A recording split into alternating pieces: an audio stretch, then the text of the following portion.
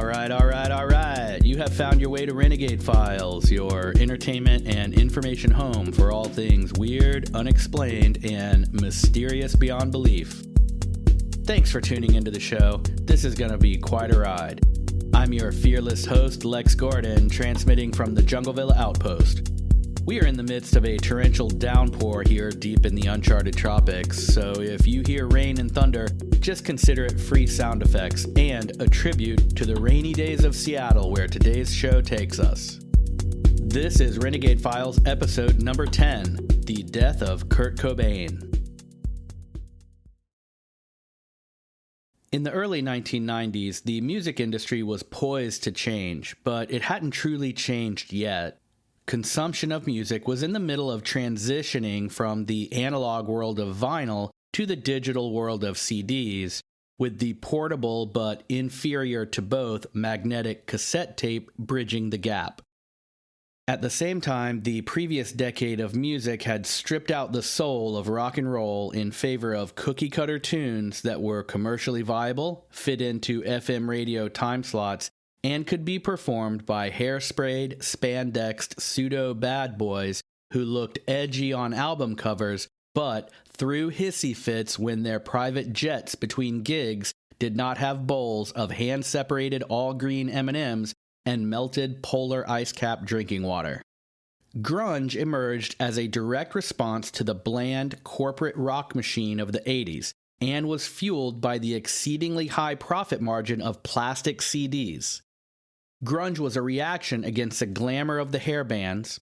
It lacked the clear political statements of punk, was void of the positive solutions of the 60s and 70s, and as such had a very wide appeal across Generation X who were content to complain. And let me be perfectly clear and say that there is absolute value in the American town crier tradition of pointing out injustices or problems before you personally have an infallible solution. This is how conversations are started, and it's how we recognize issues and work together to fix things that we can and support each other when issues we can't fix are inevitable. Grunge was arguably the first truly new musical style to emerge in the US since rap, and it came from genuine creativity, soul, and as a reaction to a huge music industry that had systematically removed those things from their products. Kurt Cobain and Nirvana emerged to become the kings of grunge, and their music and lyrics make up some of the best music released in generations.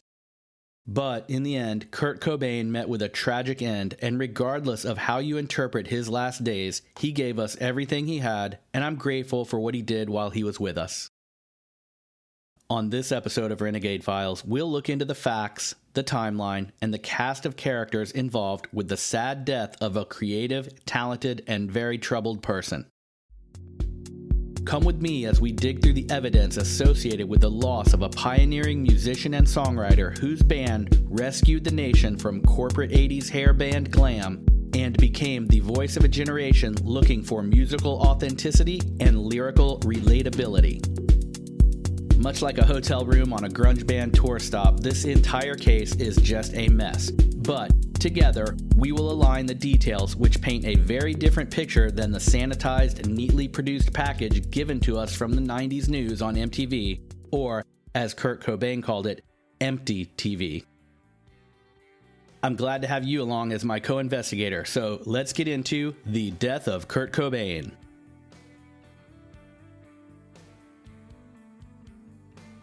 Part 1. A shift of format. In the early 1990s, the music industry was in the process of changing the way it sold music to the masses.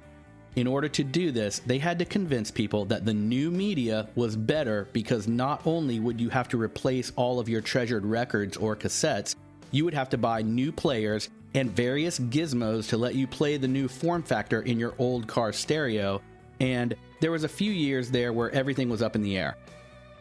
The music industry wanted to replace the labor-intensive production process of making vinyl with the streamlined, computerized methods of cranking out CDs. Vinyl records reproduce sound in a far superior way to digital CDs in two ways. Vinyl delivers a wider range of sound, lower lows and higher highs, And it does so by recording and playing back an actual analog waveform, which, over time, is soothing to listen to.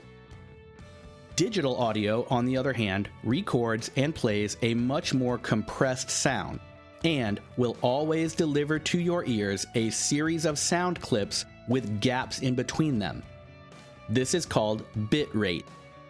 The higher the bit rate, the more sound clips within a period of time, usually a second. So bits per second is the resolution of the sound. But no matter how high that digital resolution is, your mind must still employ its imagination to fill in these sound gaps, so that, over time, listening to digital music becomes an effort, if even only on a subconscious level. However, digital music does come with advantages. It maintains a cleaner, more clinical sound when compared to a poorly cared for record. Entire recording, editing, and production facilities that used to occupy extensive outboard gear and multiple rooms can now be housed in a laptop. And today, widespread distribution over the internet lets independent musicians build a fan base from their bedrooms. But in 1994, the delivery infrastructure and bandwidth to do that was not available, so we still had to purchase media on a physical form factor product and pay for the privilege of a lower quality sound by buying CDs. The irony is that CDs were marketed to everyone as being of a superior sound quality, and to this day, many people will still tell you that CDs sound way better than records, although this is simply not sonically true. Listen to your favorite song through good speakers on a CD or a streaming app. Then listen to the same song played on vinyl through an analog preamp, and you will hear notes and tones and a wider depth to such a degree that you might think you are listening to two different versions of the same song. So why then, if records sound so much better than CDs, did the music production industry shift from one to the other? The answer? Money. The fact is that CDs are far cheaper to duplicate on a large scale. Kurt Cobain and his band Nirvana eventually signed with Geffen Records in the middle of this digital format transformation. And since CDs were so much cheaper to duplicate, mass produce, store, and ship, but at the same time carried a higher price tag than vinyl records at the time, the profits of the labels and their successful bands skyrocketed. Someone like Kurt Cobain, who was far more interested in music and art than money and fame, found himself a multi-millionaire rock star in a greedy, soulless industry that he loathed and perhaps hated more than anyone else. And this brings up a short side note from one of my personal memories. In those days, you would go into an actual record store and pore over the newest CDs, listen to whatever the people working in the store were playing, ask them about albums, and take a good deal of time and consideration before buying a CD album. One common question record store clerks would get over and over regarding a new CD that had a popular song on it was, "Yeah, but what about the rest of the album?" Because no one wanted to pay for one good song and get 7 or 8 crappy songs made just to fill up the CD and sell it. In a really interesting way, this became an incentive for bands to produce high-quality albums filled with the best songs they could create because, in the long run, they knew that that would sell more CDs. And have you ever watched a music award show like the Grammys or the CMAs and wondered, why is it the same 7 or 8 albums and their songs that are nominated over and over throughout the whole show? Well, that's because those are the albums upon which the record labels have spent the most money promoting but have yet to return their expected revenue. So, those so-called music award shows are simply long infomercials produced to increase record sales on the most poorly performing products relative to their production costs for that given year. And one final note to my personal recollection of the music format transition of the 90s is this. I remember that before CDs came out, cassette tape albums cost about $4.99. And for a while, there was only a very small section of CD albums in the stores, and they were comparatively expensive, about $16 each. As soon as the majority of labels had CDs for sale in the music stores, overnight the prices of cassette albums quadrupled, and now the cassette albums were also $16. So the record labels were making millions selling cassettes at $4.99, and now they were selling CDs at 4 times that. And retooling aside, CDs are way faster and cheaper to make, so you see what was happening here. Money flooding in for the labels and in turn, their top bands. Amid all of this music media type conversion, the music scene was also changing in fundamental ways. We were pre-totally manufactured pop star, but post-corporate glam rock. Grunge was a reaction to the polished, heavily orchestrated, commercially viable music of the 1980s. But since grunge emerged at the peak of CD album adoption, the genre became extremely lucrative. Grunge was a brand new sound with brand new bands and albums. People might not buy an AC/DC Back in Black CD because they already had that album on vinyl or cassette. But those same people would buy Nevermind by Nirvana on a CD because it had just came out. It is very possible that Nirvana's Nevermind was one of the first CDs that literally millions of people ever bought. So the combination of a new musical genre and the profitability of CDs printed multi-millionaires, which instantly led to more corporate versions of that style, and it must have seemed to Kurt Cobain and others like him that there was no way to be both a successful musician and an underground artist. Maybe if Kurt Cobain was coming up today, he could withdraw into his bedroom studio, stream live shows, release his own albums in his own ways, and create on his own terms. But in the mid-90s, that was still impossible. And even today, as romantic as it sounds, making a living doing that is far easier said than done.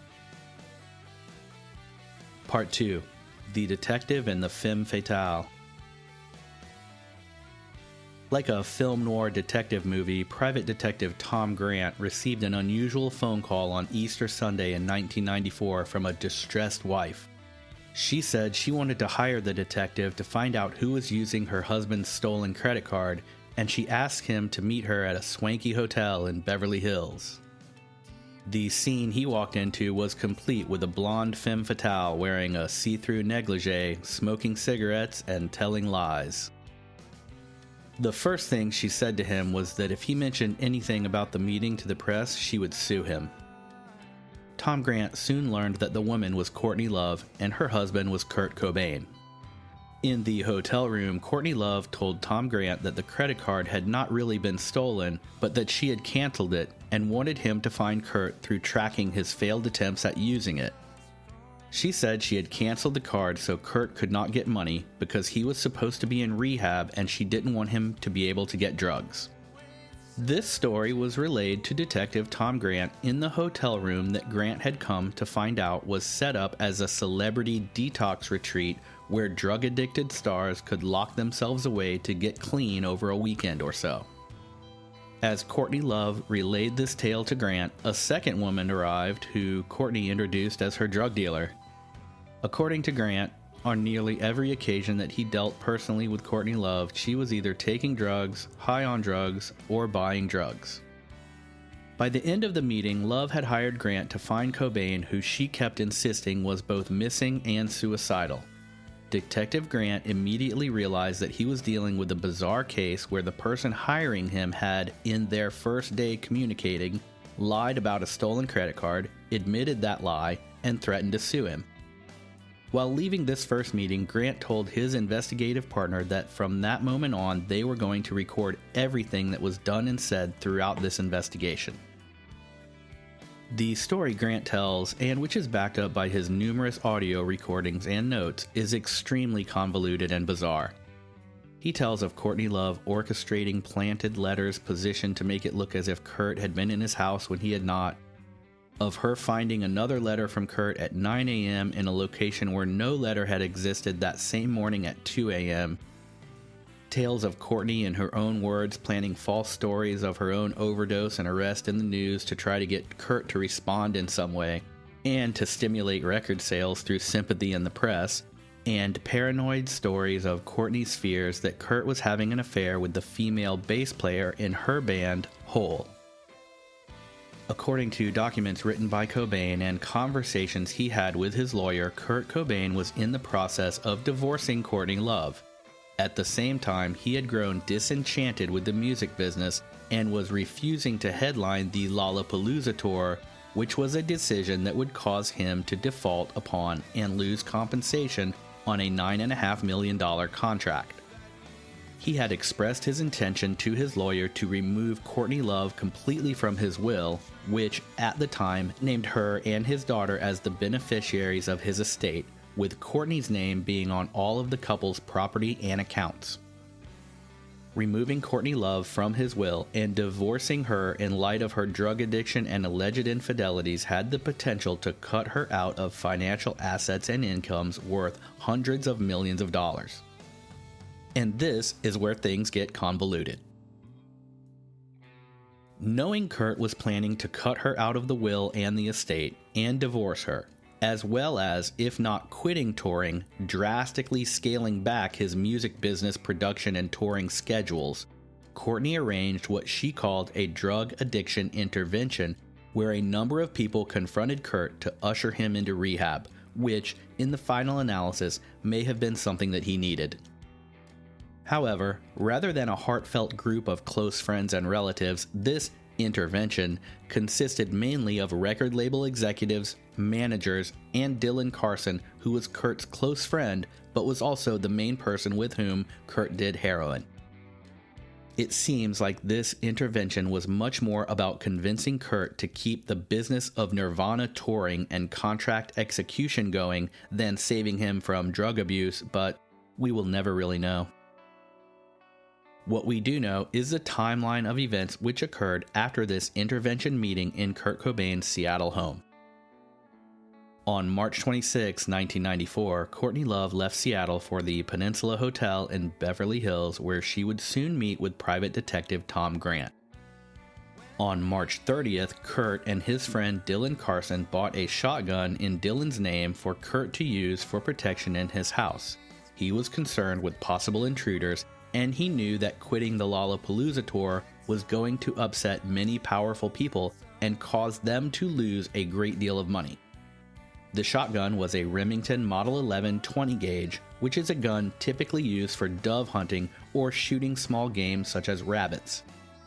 This gun is often recommended for home defense because the gun is not powerful enough to shoot through a wall and kill someone in another room if you do have to fire it indoors at an armed intruder.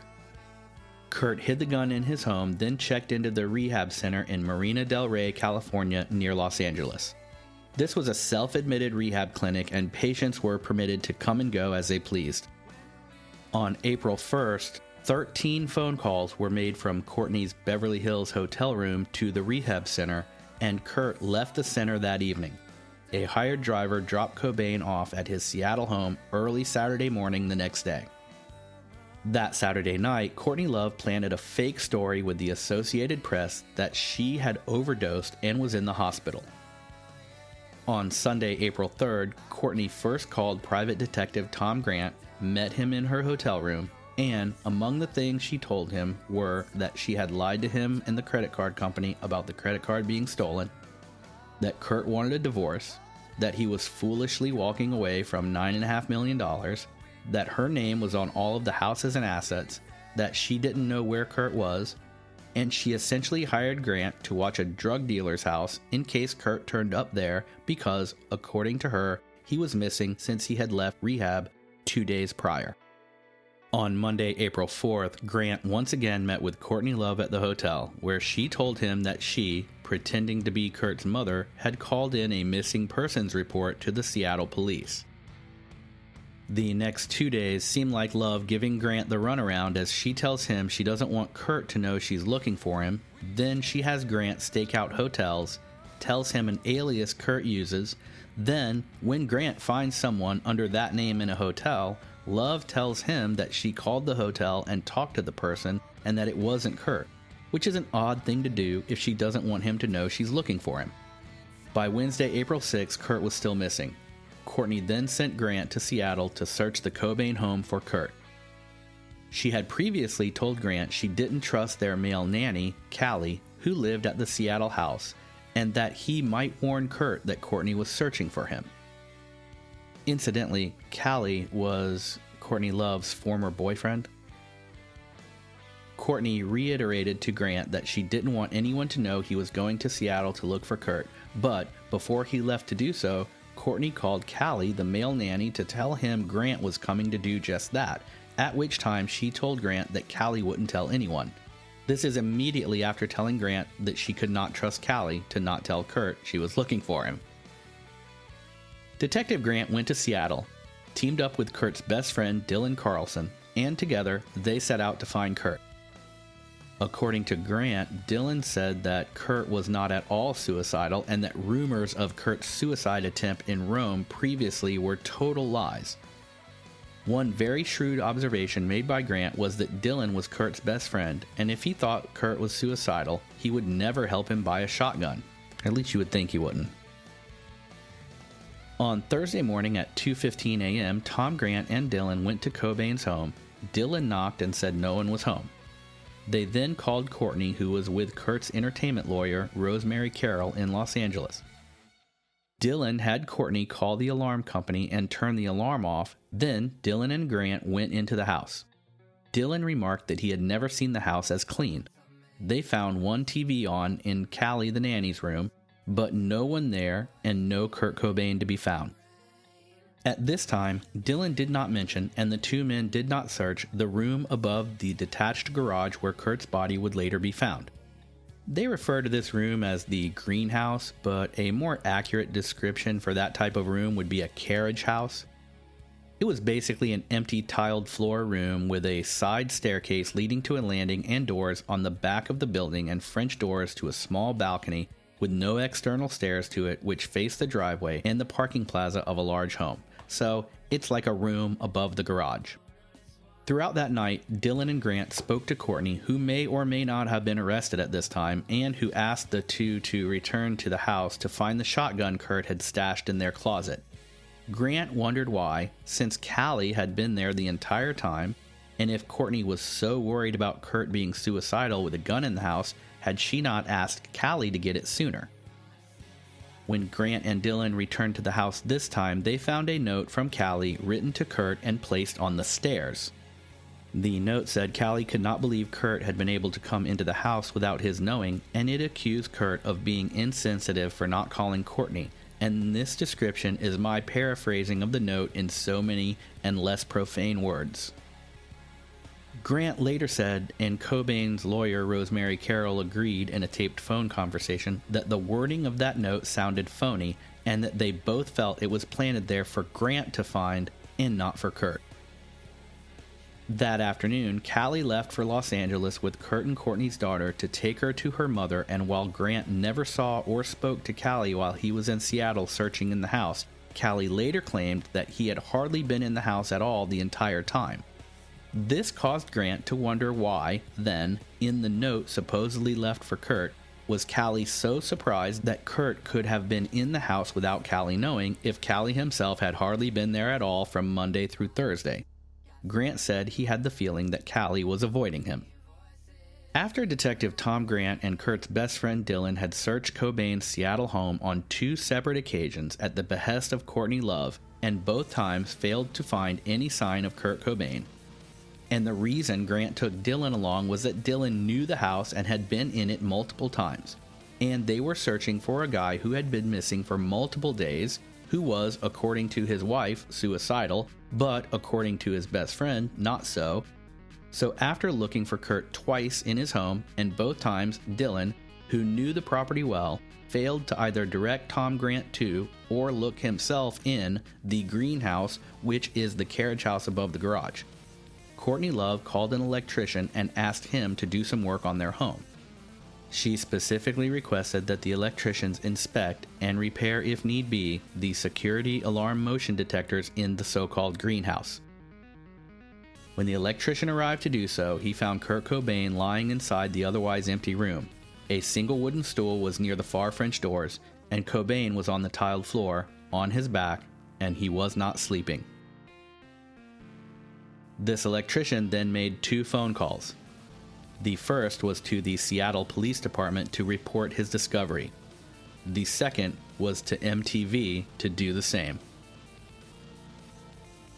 By the time the police arrived, the house was already a media circus. What follows as far as events surrounding the actions of Courtney Love, the detective Tom Grant, the police investigations, and the various other characters in this tragedy are so convoluted that they make what we have learned so far seem downright logical and orderly. If you want to look into this story more, I'll help you with tons of links and even a way you can watch a well-financed and professionally produced documentary about the events for free later in the episode, so stay tuned. Regardless of exactly what happened to Kurt Cobain in his last days, the world lost a talented, original, creative, and empathetic artist and person, and a young girl lost her father. Kurt's daughter Frances is now older than her father was when he died, and while her life has consisted of a rare combination of both extreme difficulties and extreme luxuries, she seems to be a smart, compassionate, caring person. I send her wishes of peace. Part 3. Inside the Greenhouse. Like many people, when I first heard the news reports of Kurt Cobain's death, and for a long time after that, I assumed that the greenhouse everyone kept mentioning was just that. I pictured Kurt in a steamy glass outbuilding with ferns, dripping misters, and moss between the bricks. But as I mentioned earlier, the structure referred to as the greenhouse by Kurt's family and friends, then in turn by Kurt Loder on MTV News and the rest of the media, was actually a carriage house above the garage at Kurt and Courtney's wooded Seattle estate. If we look at Kurt's death as a suicide, there's a lengthy and logical list of circumstances which easily support that conclusion. At the same time, if we consider that it could have been a murder made to look like a suicide, we find an equally long outline of compelling factors to support that idea. This is a very odd situation in the realm of conspiracy theories, and I'm over defending the literal value of that term, so hear it as you will. The point is that in many cases where logic and facts fail to coincide with the mainstream narrative, the official story is so baseless and frail, and the alternative facts are so lengthy and compelling, the very fact anyone believes the establishment's position strains one's faith in humanity. The assassination of JFK by Lee Harvey Oswald acting alone is the quintessential example of this. The suspicious death of Kurt Cobain, however, is not so readily obvious. The details which point to foul play are somewhat subtle and require a small amount of critical thinking and the ability to hold just a few facts in your mind at once in order to see how their interoperability make it unlikely that the official conclusion is foolproof. So, real quick, let's go over those facts that would indicate that Kurt did kill himself.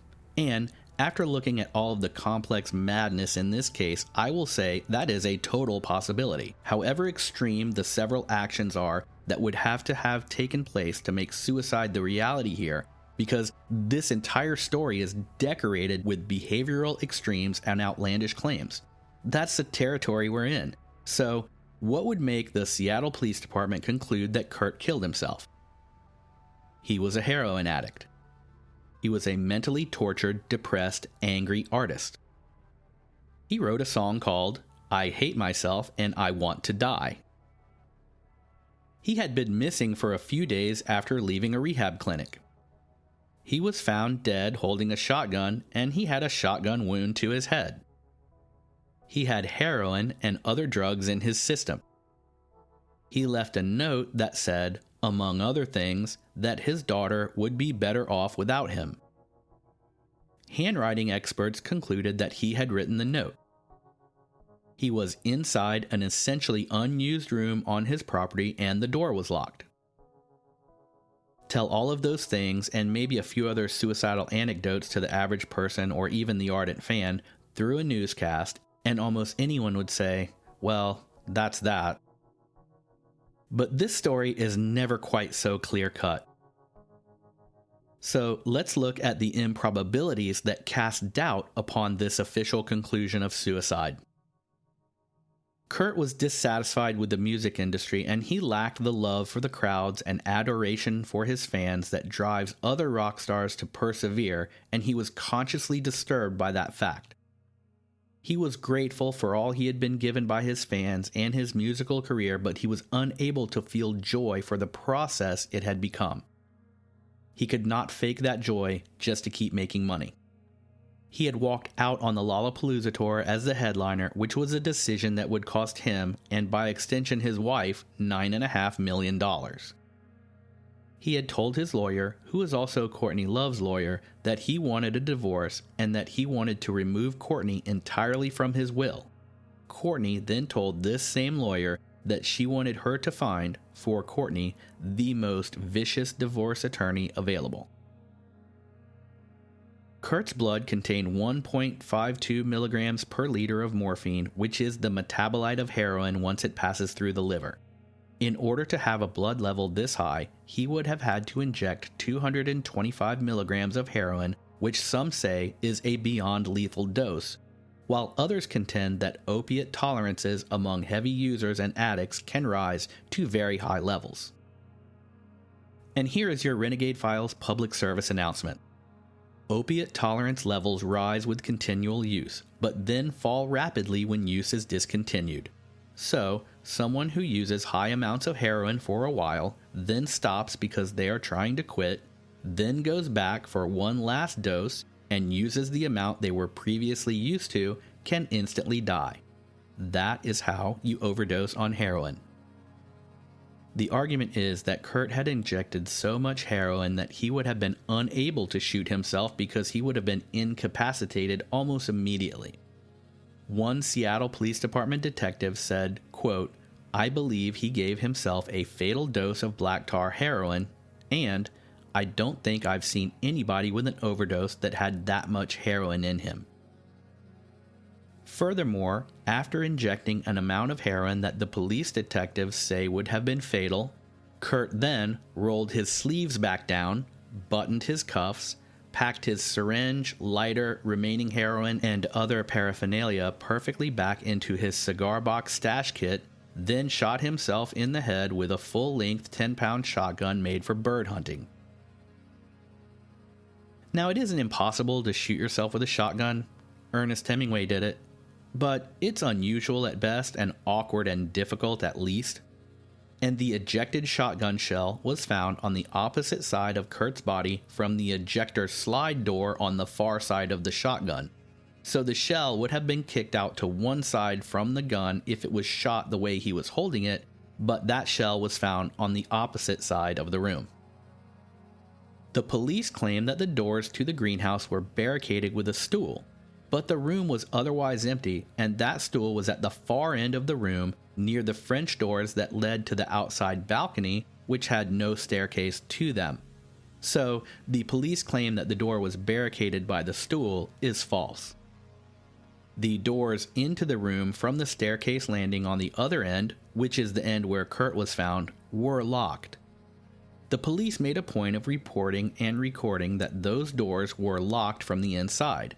But the lock in question was a simple doorknob center twist mechanism that could have been twisted to the locked position, then the door pulled closed from the outside.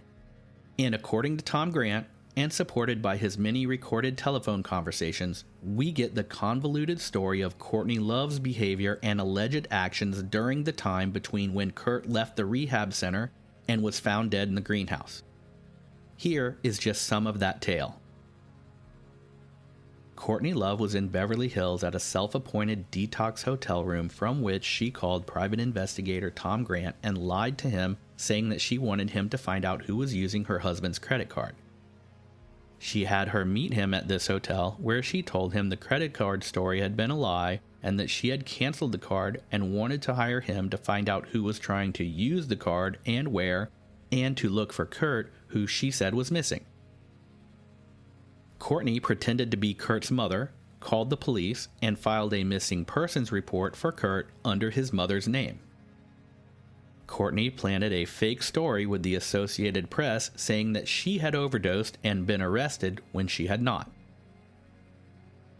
She directed Tom Grant to meet with Kurt's friend Dylan Carson in Seattle and search her and Kurt's home to try to find Kurt. They searched the home 2 times. Grant later learned that Courtney had told Dylan to remember to look in the greenhouse, but he failed to even mention that building or room to Tom Grant on either occasion they were at the house looking for Kurt. A male live-in nanny, Callie, was at the house during all of this and could have presumably looked for Kurt more easily than this out-of-town detective who Courtney sent to do so twice. On April 7th, the day before Kurt was found, the nanny Callie left for LA.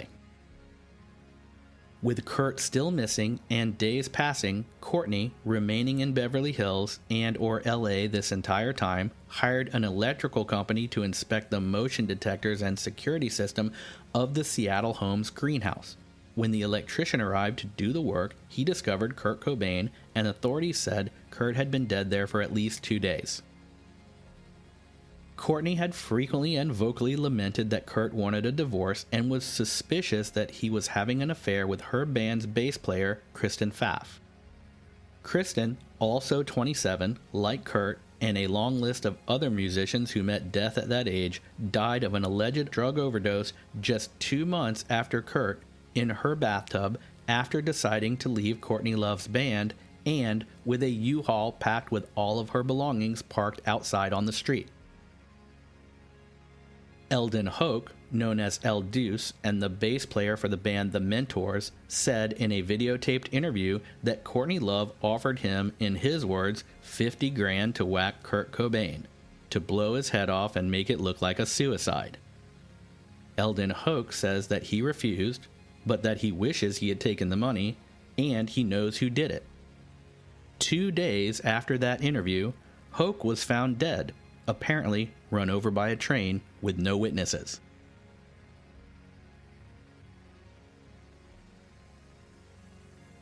My summary. This is a tough one for sure. It seems like every time a musician that people love dies, people cry foul play because they can't believe that their hero would kill themselves, overdose, or die in some other sad but self-inflicted way. I like much of Nirvana's music, but I wouldn't be considered a huge fan by any definition. I liked watching the MTV Unplugged episode of Nirvana, and as I understand it, that was one of their last public performances. As you watch it, you see and hear Kurt being totally off in his own world. The band asks him questions, and he tunes them out and then asks them something that makes you realize he wasn't listening to whatever they were saying. He's frustrated, he seems beyond distant and generally annoyed. But when they do play, his voice and those songs are amazing. Courtney Love perfectly fits the bill of a crazy, overly dramatic troublemaker who manipulated people, the press, and the police to generate publicity and to get whatever it was she wanted for reasons that are as confusing as they are unnecessary. And I'm no handwriting expert, but Kurt's suicide note reads more like a letter to his fans asking forgiveness for maybe leaving Nirvana and at least scaling back his public performances. And it looks like the entire note is written in small letters in neat, although sloping rows. The note is signed, Peace, Love, Empathy, Kurt Cobain. Then, below that, in much bigger, more scribbled letters, are the last 4 lines that say, Please keep going, Courtney, for Frances, for her life, which will be so much happier without me. I love you, I love you.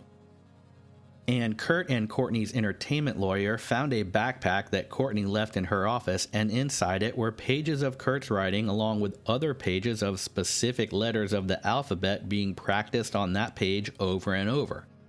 I mean, it all seems a bit much. It is possible that all of these circumstantial things and actions and statements are just coincidences after the fact, and that Kurt Cobain was able to tolerate a hero's dose of heroin and was so depressed by not being able to feel the love of his fans, and was so disgusted with the entertainment industry and 100 other things that he got fully wasted on heroin and shot himself. In the end, we're dealing with a heroin addict, millionaire, whining, complaining, overly empathetic, tortured, legitimately depressed, antisocial Gen X rock star whose biggest pragmatic hardship was being paid millions upon millions of dollars to make songs. And I actually like the guy. I wish he could have thought things through and done something to save himself, whether that was moving to an island away from his crazy wife if he was killed, or getting somewhat clean and sober enough to value his own life for the sake of himself and his daughter if he did kill himself. Kurt Cobain was a prolific writer. Creative, yes, but an even more accurate description, in my humble opinion, would be unrestrained. He poured it out. As you read through his lyrics, you get the feeling that it's pure stream of consciousness and that he just unabashedly opened up his emotions and recorded it as it came out. When artists do this, they tap into the energy that creates worlds. But opening yourself up like that can also open the door to demons if you are not cautious, prepared, and diligent with your mental hygiene.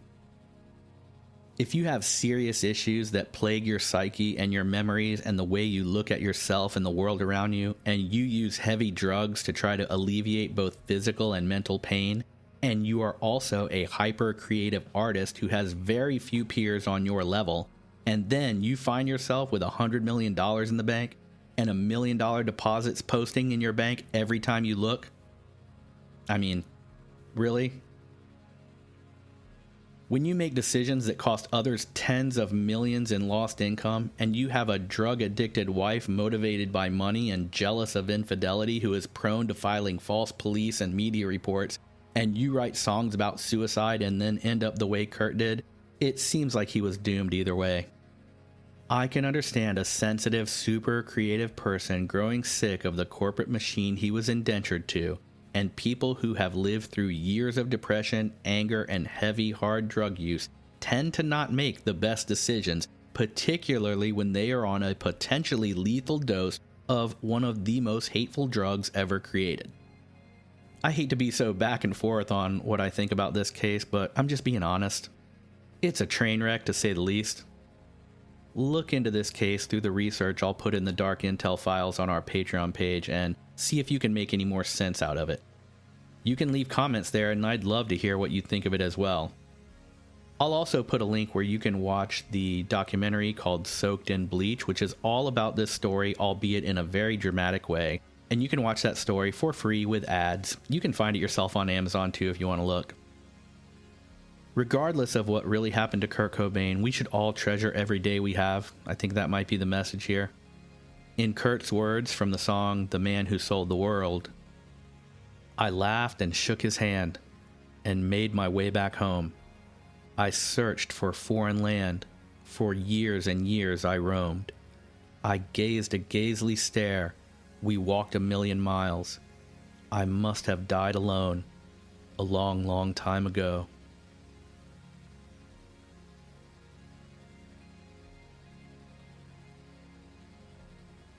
Stay wild, loner child.